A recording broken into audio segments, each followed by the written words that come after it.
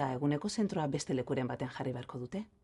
Amaieraino borrokatuko zara? Por supuesto. Mundu guztiaren gainetik. Zurekin berba egin gura nuke. Etorri zaitezke gero, komisariara. Zerbait leporatzen didazue? Ez. Errutina kontua da. Leonor Cardenasi buruzko informazioaren zain nago oraindik.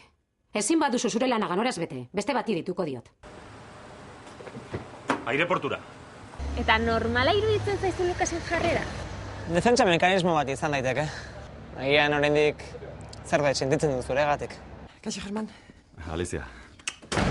Eiza, Lukas. Hau, ez du pa irea izango? Oraindik Alicia maite duzu, ez? Hobi izango da elkarrizketa hau beste leku batean jarritza.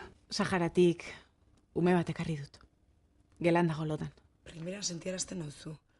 Izugarri gustatzen zait zurekin maitasuna egitea.